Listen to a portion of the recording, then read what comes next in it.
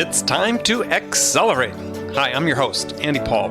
Join me as I host conversations with the leading experts in sales, marketing, sales automation, sales process, leadership, management, training, coaching, any resource that I believe to help you accelerate the growth of your sales, your business, and most importantly, you. Hello, and welcome to Accelerate. I'm excited to talk with my guest today. Joining me is Thom Singer. Thom is a keynote speaker, host of Cool Things Entrepreneurs Do podcast, and author of many, many books, including the ABC series and his Some Assembly Required series about networking. Thom Singer, welcome to Accelerate. Andy, thanks for having me. So take a minute, fill out that introduction, that bare bones introduction I gave you. Maybe tell us how you got to start doing what you're doing. Sure. So I am a professional master of ceremonies and motivational keynote speaker, and I've been doing that full time for about 7.5 years. And it's something, I was a sales guy and I was in marketing for a long time. And you know how it is. You've been in sales. You go to a lot of conferences and they would always bring in, sort of that speaker who would kick things off. And I always thought, wow, that would be like the coolest job. But I never really realized that if you weren't famous or you didn't have like a New York Times bestseller, that you could do that. And I worked for a law firm as their marketing director for a while. And the managing partner asked me to create a class for the lawyers on how to get engaged, how to network, how to sell. And I did. And I thought, oh, they're going to hate this. And it was a 90-minute class. And at the end, one of the partners who I didn't know raised his hand and said, this is the best training I've ever been to in all my years as an attorney. We need to send you to all the offices in the firm. And I started traveling, teaching this class for lawyers on how to network and how to sell and do business development. And then the lawyers started giving me to their clients who would have like a team meeting or a customer meeting. And I thought it was fun. And I was in Washington, D.C. at this tech company. And the CEO said to me, why do you do this? And I kind of thought he was saying, like, you weren't that good, or why did we have you? So I was backpedaling a little, saying, well, your lawyer, I work for your lawyer, and he thought I would be good. And he goes, no, you totally misunderstand what I'm asking. He said, why don't you do this full time? Because you're better than the guy we paid for. And I thought, And so that's how it sort of all started. It took a few years to be able to make that transition. And I got involved with the National Speakers Association and got myself around people who were doing this for a living. And that's sort of how it started. And like I said, I've been doing it almost 8 years. So the first book was what? Was that Some Assembly Required? Some Assembly Required, How to Make, Grow, and Keep Your Business Relationships. And I read that, probably back in 2010, I think. Ago. Yeah, 12 years ago, probably even. Yeah. So what was the fundamentals that you talk about in terms of how you network? And then the follow-up question would be, how's it changed?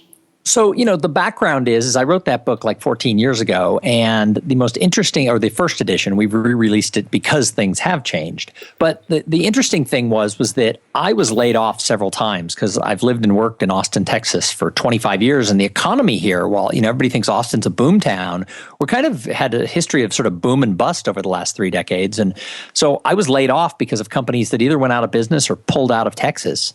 And every time I got laid off, like which, was 4 or 5 times, I always landed within 3 weeks, and I barely made an outbound call. And people said to me, how is that possible? The joke amongst my friends was I was the only person they knew who got laid off up. And it was because I was involved in the community, and I, had helped other people along the way. And so when I was in need, people created jobs for me, or they made introductions for me, or they really, pushed one of their vendors, hey, you got to hire this guy, before somebody else does. And it was all because I was involved in the community. So Some Assembly Required, the idea behind it is that if you want to have a network, it's not going to happen by accident. You have to put the pieces together. And so that's what Some Assembly Required is all about, is that there's a lot of little pieces to networking. It's not going out and drinking cheap wine and handing out business cards. There's, dozens and dozens of small things that you have to do. But if you do them, religiously for 5 and 10 years, all of a sudden opportunities are going to come your way. But if you don't do them for 5 or 10 years, then when you're in need, you're going to be like, how come everybody else gets helped and I don't? So that was the premise behind what I was saying. When I originally wrote it, this social media stuff was barely here, if at all. And so the biggest change, to answer your question, is how much we now rely on a like, a link, a share, and a follow as sort of a shortcut or a hopeful replacement to the hard work that's involved to build long-term ongoing relationships. And I'm still out there teaching that a like, a link, a share, and a follow is not a replacement for a real face-to-face friendship. It can supplement it. But so in some way things have changed, but in some ways we still have to get back to basics. All right, so let's talk about just, obviously you said there are dozens of small things you have to do, but let's talk about some of the small things, but also reiterate the point you made before, and this is, I think, something that's hard for people in sales profession to sort of think about, is because we're sort of on 30, 90-day annual schedules, is you're talking about making an investment over a period of years in your network. Well, yes. And so the thing you have to remember is that your network is yours. And if you're going to be in a career that's going to span 1, 2, 3, 4, sometimes 5 decades, you need to start now to put those pieces into place, because even if you don't make your quota this time and you get fired, you still need to go out and do stuff in your community, whether that's a geographical community or healthcare, a vertical type community. So you have to constantly be connecting those dots and figuring out how are you building this. So while on the one hand, and I'm an old sales guy, you've got to be focused on meeting the numbers and making the sales, you also have to be thinking long term. How do I build these long term and mutually beneficial relationships? Because people know that when they're looking for a job, I talked to a lady years ago and she got laid off from Dell. And there was a number of layoffs, and she had been out of work for close to a year, and her 4 counterparts who she'd been laid off with all had jobs. And I said, how did they get their jobs? Every one of them had gotten them through somebody they knew at church, through a social club, through a business organization. And she said, I was working too hard to care about people. And I was like, well, how'd that, to quote Dr. Phil, how'd that work out for you? Mm-hmm. So, you have to be doing both. You got to be chasing your quota and meeting your numbers, but you also have to be thinking about what's best for me and the people I'm connected to long term, and that is really, being there and building those long term, and key is mutually beneficial relationships. But so it's those dozen little things. You got to show up. You got to belong to something. I talk to people all the time in my business as a professional speaker who are like, oh, I don't go to the National Speakers Association because there's other speakers there. I just want to go where there's people I can sell to. That just sounds yucky. I mean, you have to go not just to sell. Everyone you meet doesn't have a pork chop around their neck and you're a wolf who hasn't eaten in a month. You have to be thinking about this is a give and take stuff. And so you got to get involved with groups. And sometimes I'm a big believer that your industry groups are the smartest things you can join. Yeah, you're not going to sell to those people, but you're going to learn from them either directly or indirectly by just watching them. So, I think one of the key things is you got to show up, you got to volunteer, you got to help other people. You have to write, you have to speak, you have to put your name out there. And any one of those things won't do it for you. But you do dozens of them over a lifetime, all of a sudden people are like, oh, everybody knows Andy. Exactly. And the key thing for it's hard for sales reps to sort of think about this, especially if they're in a job where they're selling to people in different geographic areas. When you say networking, they tend to think about it in terms of selling something, as you said, rather than their next job, for instance, which is going to come from somebody local to them, not somebody remote, perhaps. Well, perhaps, but the other thing is I think the word networking has been bastardized and stolen by like the negative Nellies of the world. And, they have all different meanings of what it means. But if you go back and look in the dictionary, you're going to find something that says basically what I said before, and that is networking is the creation of long-term, mutually beneficial relationships between 2 or more people where everybody involved in those relationships will find more success over a lifetime than they would without them. So if that's the definition, then you're networking with your clients, you're networking with the vendors who sell to your company, you're networking with your next door neighbor who might be a doctor, a lawyer, or a baker. Everybody is somebody who you take an interest in, and you just figure out, can I connect the dots and help these people? And sometimes, most often, the answer is no. But you still be nice to them because you never know who's going to be that person who their sister-in-law is the one looking to hire a great salesperson, and they tell them. Right. And the other part of that, at least from my perspective, is that I write about this in my books, is selling is a service. Selling is about helping people. It's not about selling something. It's about helping people make a decision. So you have that orientation in your work and in your life, then that's going to serve you really well. Well, and selling is, people talk about, I talk to sales managers all the time who are like, maybe they'll bring me in to speak to their sales team and they go, I don't like my salespeople to network. It's all about closing. And it's like, well, sales and networking are not these separate things that live out in separate worlds. If you're going to really sell, it's all about relationships. And so, part of networking is that relationships, the first impressions that you make and everything else. So you are networking when you're selling. And if you're doing it right, it is an honorable thing to be a salesperson. I make the joke that sales is the oldest profession. Somebody else said this once and I laughed. And so I use it. I don't remember where I heard it, but like 25 years ago, sales is the oldest profession. And people go, well, wait a minute. I thought prostitution was the oldest profession. And the punchline is, well, she had to sell it first. Mm-hmm. And so selling every time throughout history that there has been business, there has to be sales. And the smartest, best companies honor, respect, cherish, and well compensate their salespeople. Yeah. And there are companies that don't do that, obviously. And they don't do it, and their best salespeople leave. Right. I talk to sales managers all the time, like the one who said, oh, I don't want my people to network because if they're well-connected, someone will hire them away. Well, so you don't want really good people who are at the top of their game because someone could take them. So you want a team of mediocre. And the guy was like, well, yeah, because I can keep mediocre longer.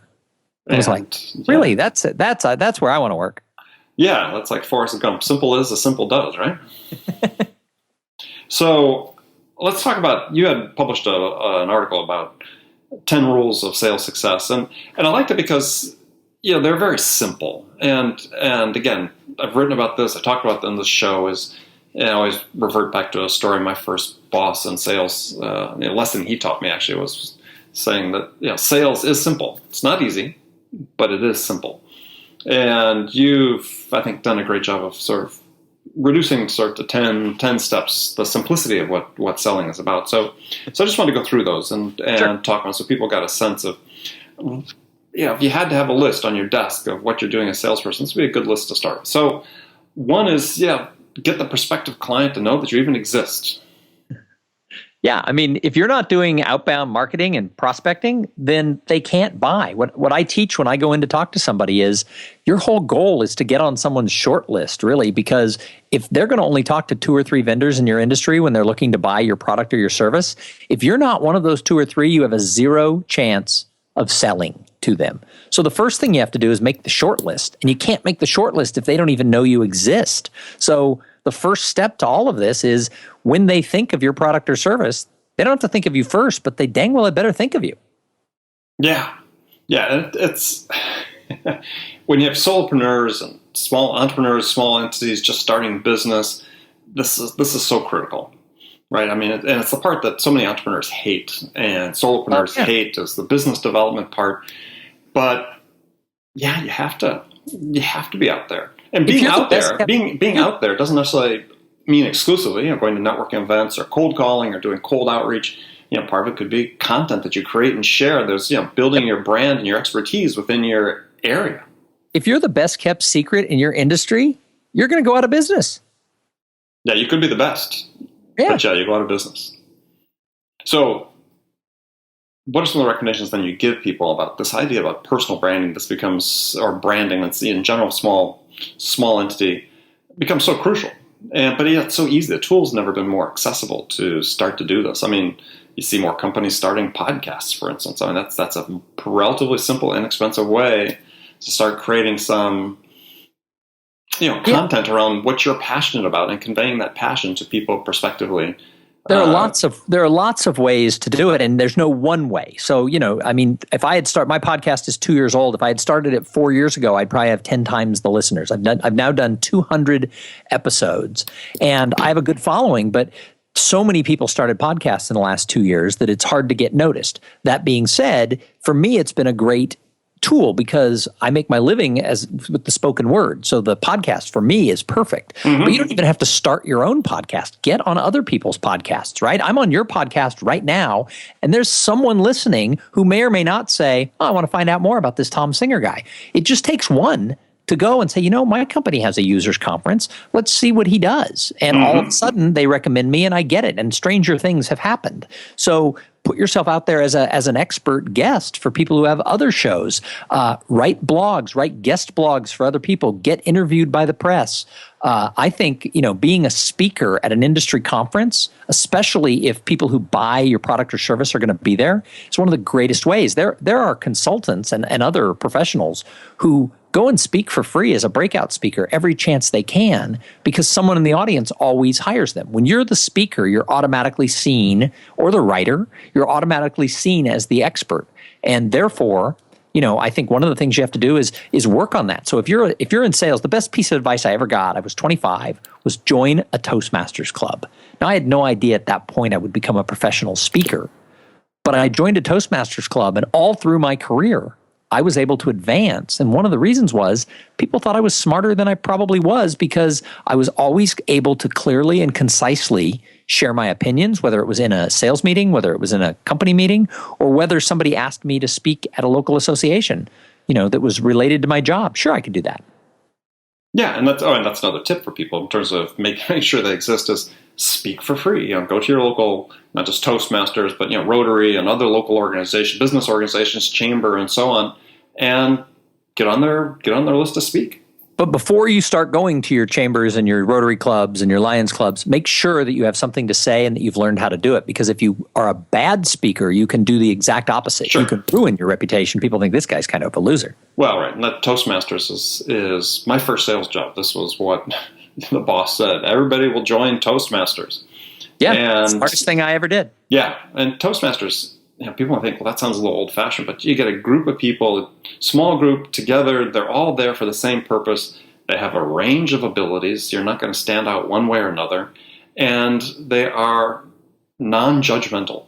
Oh, so if you want a safe skills. place to go and practice it and learn some really incredible skills, you can't do better than Toastmasters. Yeah. Well, you bring up an interesting thing. You say, some people think, that's old-fashioned. Well, Toastmasters started, and I'm guessing on the year, I think it was 1924. Something like that. And at the time, there was a big problem in business that people were scared to get up and speak. Well, guess what? That is still a problem in business. So old-fashioned or not, it's a problem. If you would be nervous, if you're listening to this, and I right now said, you go to your next meeting and there's going to be 100 people from the company there, and your boss says you need to get up and talk to the board and all of your peers about the project we're working on. If that made you just like throw up a little in your mouth, you need to get to a Toastmasters club, because that could happen to you, and you want to be able to say, I can do that.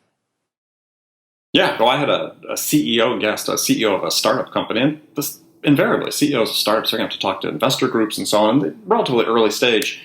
And yeah, he had a hard time on the show of really expressing himself clearly. And once we finished, I recommended to him, join Toastmasters. And he has, and he wrote back to me not that long ago saying, it's fantastic. Wish I'd done this a long time ago. Oh, I've coached a bunch of CEOs who have to do roadshows on just basic presentation skills, and it saves them from, stumbling. Yeah. All right. So next on your list is get the prospect, go to a website and watch a video. Yeah. It used to be that as a salesperson, I controlled everything. If I could get the appointment, I controlled everything, because they didn't know about me. They didn't know about my company. I started off in sales in, the 90s, and I would show up with a little cardboard folder, and it would have little one sheets with, the benefits of our service. And I used to have the flip chart portfolio. Yeah. Yep, absolutely. And you controlled when you flipped to the next feature or benefit. Now, before anybody lets you in, they're going to go look you up. So you got to make sure that there's information on your website that gives them the basics.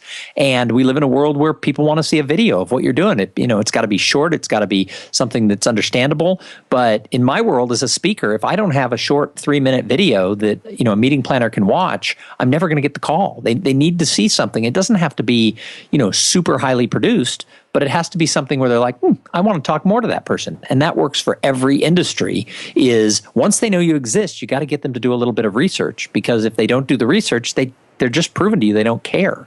Nowadays, everything's a click away. So you want to push them to, do some homework on you. Well, in addition, the medium is important, because, you talk about video, things like this podcast, people hearing you. The difference between a prospective client listening to you on the show versus reading a text description of what you do, night and day difference, right? So the video is the same thing. There's an intimacy about it that just doesn't exist when people just go to the website and read something about you. So that's very critical for making that connection, establishing that initial bond. Yeah, absolutely. All right. So the next thing to talk about is establishing connection and relationships. Yeah. Well, that is the next step, right? People do business from people they know, they like, and they trust. That's a little bit of a cliche, but cliches are all based in truth. Well, that's a valuable equation that's as true as it's ever been. But the world has changed. We all now think we know everybody because, oh, I listen to Andy's podcast. I know him. I follow him on Twitter. Hey, we're buddies. We're Facebook friends. Everybody thinks they know everybody. So getting to know somebody used to be a process, and that like and trust came along. Now we all think we know everybody, but do we like them? Do we trust them? So when you can get to real like and real trust, you have something magical in the world of sales because it is rare, more rare than it used to be. Well, and then that really gets to the basics of when you have that initial connection with somebody, what do you do? And the mistake that we still see, and I was reading a blog post about this yesterday, it's about leading with a pitch, perfecting your pitch. It's like, don't perfect your pitch. Ask something about them. That's right. They've done surveys on blind dates where they like put a couple out in a restaurant and they put a camera in the flowers and they float a microphone in the beer and they record the whole thing. And then afterwards they ask them, what'd you think? The person who talks the most always says, I love them. I hope we get married and have 3 kids. The person who talks the least says, I'm not so sure. So what you want to do is ask a lot of questions so that you can learn about the other person and what their needs are, because that will draw them closer to you. The more they talk, the more they're going to like you. Well, and there was a study that was done by a company called Altify in the business-to-business sales space that was published this year, a little bit earlier this year. And yeah, they came to the same conclusion when they surveyed executives on buying side and sales reps about the same transaction, is that the sales reps always estimated higher the value they thought they delivered than what the executives thought they got. And so this mismatch is just the one you described. So how do you avoid that? Make it about them. You're there for them. Yep. Start with a question.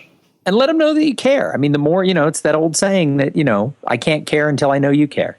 Well, and then part of that too is part of that knowing that let them know you care is you have to listen. One problem we have with sales these days is that's right. Is we have these scripted questions, and a script is valuable, but you have to know when to follow the script word for word and when to be there for the customer. And oftentimes, the best second question that's really powerful to inform that connection isn't the one that's on the script. It's something that's in reaction to what they said. Mm-hmm. And you're never going to hear that unless you're present, mindful, listening to what they're saying. And turn off your phone, for goodness sakes.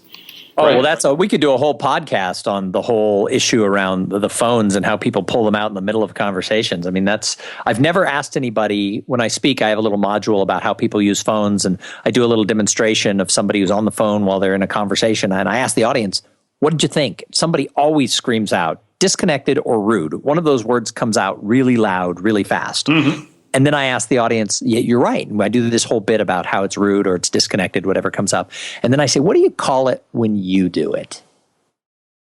And everybody kind of goes like, because we all do it. We all, we're expecting that call from that client or whatever. We're talking to somebody, we glance at our phone. When we do it, we call it multitasking or being efficient. When other people do it to us, we call it rude. I love it. That's a great question. I'm going to steal that, by the way, and put that in a presentation. Okay. Yeah. I'll attribute it to Tom Singer. Oh, okay. Yeah, that Tom Singer. I'll send the royalty check to you as well. So next one is understand outcomes they desire from their investment in your product or service. So this gets back again to asking great questions.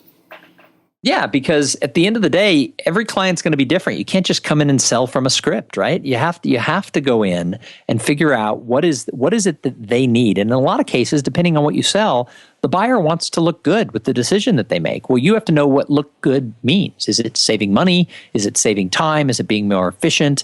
Is it, raising their visibility? Whatever it is that you offer to sell, what is it they need? If you know what's their hot button is, it's much easier to sell to that. But if you're just guessing or treating everybody the same, you're going to have a harder time.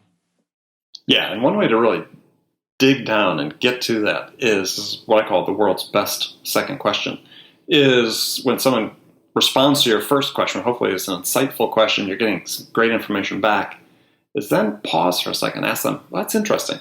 So tell me more about that. Yeah. No, that's exactly world's best second question. Tell me more. And open-ended questions, they've been teaching that for decades. Open-ended questions are always going to be better than a yes or a no question. So tell me more about that is great because they have to elaborate. Yeah, and that's what you want. You want that elaboration. There's a gentleman wrote a book called The Coaching Habit. Michael Bungay Stanier, great book. He was on the show. And his version of that question is what he calls the AWE question. It's an acronym for and what else? And what else? It's a great way to phrase that second question. Next, talk about demonstrating unique value that you bring. And this is really critical. Yeah, because we live in a world where everybody wants to make everything a commodity, right? So, I mean, I make my living as a speaker, but the reality is if they hire me to speak or they hire you to speak, and we both could go speak about sales, they're going to have an entirely different experience. Now, in the case of you and I, it's going to be fabulous no matter who they were to pick. However, it's going to be different. And therefore, it's one of those things that if I come off looking like everybody else, then they're just going to hire based on price or who's closer, so they don't have to put them up in a hotel room or whatever. The reality is that you have to figure out how it is that you're unique. And so this woman who is a branding expert, her name is Sam Horn, about 15 years ago taught me that if you name it, you own it. And so you want to take what you do and sort of give it a little twist. So as a professional master of ceremonies, and even as a keynote speaker, I'm known as the conference catalyst. Because what I do is I get people excited about this world of getting back to the basics of how we connect.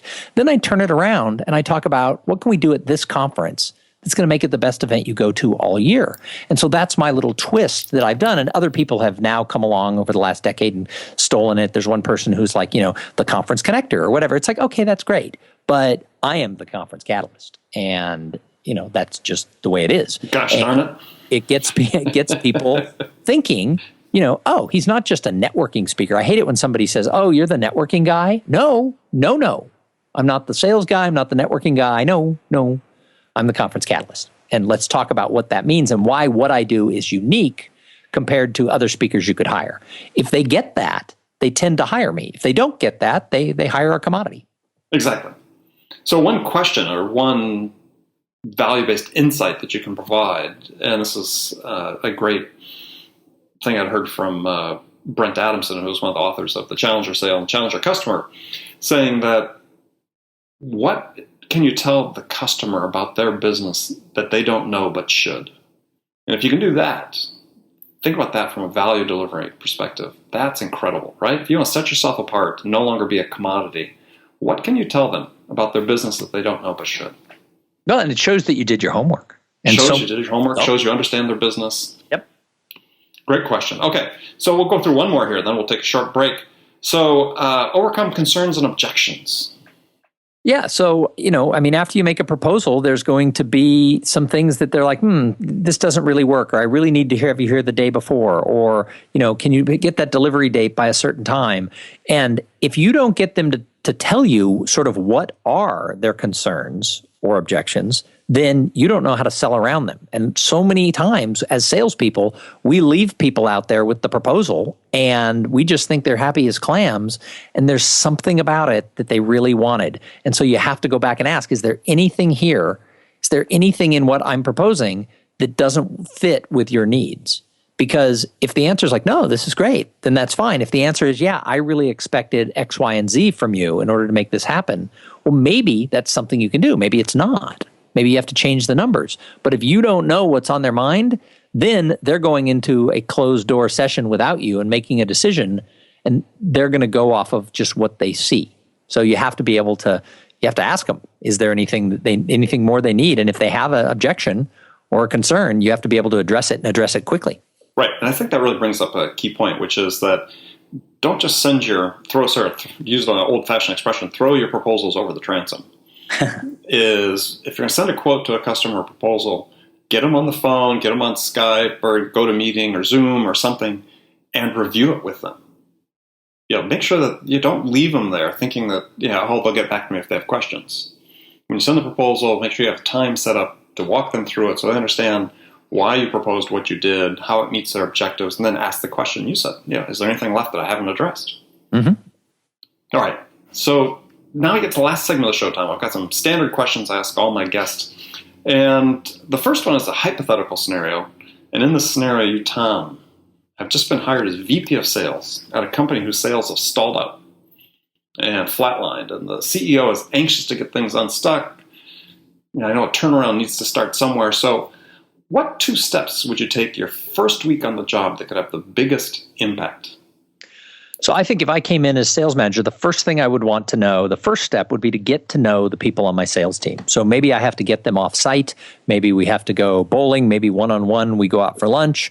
But I have to know sort of what is their motivation. Do they like where they are? Do they have enthusiasm for the job? Do we have the right people on the bus? Because sales can stall out and you still have great people. Or sales stall out because the people just aren't enthusiastic and they're not there. And if they're not the right people, then you're going to have to make some changes down the road. So the first thing would be to get a real sort of the pulse of what's going on with the sales team. But the second thing would be if you've got the right people on the bus and they've stalled out, I'm a real big believer that you got to change the way things are done. You got to fire them up a little bit. So maybe you've got to have a little bit of motivation. Maybe you bring in some sort of a speaker who's going to talk to them. Now, I get a lot of pushback in my world because I'm a speaker. People say, oh, well, motivation doesn't work. And I love to quote the famous and legendary Zig Ziglar. He said, motivation is like bathing. We recommend you do it every day. And so, if people aren't motivated, if things have stalled out, you need to find ways to get them excited and get them pumped up. And yes, bringing in a motivational speaker for an hour isn't going to do anything. But if you change the culture of your team to where people are talking about the issues, they're setting really realistic goals that they can go after, and you're firing them up in a way and letting them know that they have the power to go out and do that. And then you have to reinforce that. You have to, like bathing, you have to bathe every day. You have to have your motivation on a regular basis. But I think that if you get people fired up and they want to be there and they love what they're doing, all of a sudden you're going to see the results coming. Okay, great answer. All right, some rapid fire questions. You can give me one-word answers or elaborate if you choose. So when you, Thom, are out selling your services, what's your most powerful sales attribute? Wow, I think it is. I don't even know. That's a horrible one to pass on, isn't it? Yeah. I think it's that I really care that an event is great. I really, really care. Yeah, I think your service orientation is a strong point. Yeah, you stumped me there. Sorry. All right, no problem. So so you're behind on the grand prize. So who's your sales role model? I was a big fan of Tom Hopkins when I was young. Mm-hmm. I haven't followed his stuff in probably a decade, but when I was I was a real disciple of him and of Harvey Mackay. Yeah. Well, Tom is great. I had him on the show not that long ago, and still dynamic. Let's see. So other than any of your vast library of books that you've written, what's one book you recommend every salesperson read? So I'm going to go old school on you. I'm going to go back to, the late 80s, and I'm going to say everybody still needs to go and read The 7 Habits of Highly Effective People by Dr. Stephen Covey. Great book. And book written by a son also. I'd add to that too, the Speed of Trust. So, okay. Last question for you. This is a toughie. So what music's on your playlist these days? So I used to, whenever anybody would ask me about music, I would always say that my favorite band is the Beach Boys, which just embarrassed the crap out of my wife because she hates the Beach Boys. But I grew up in Southern. She hates the Beach Boys? I know. Can you believe? She doesn't like country music either, and we live in Texas. Where's she from? She's from Northern California. But how can you hate the Beach Boys?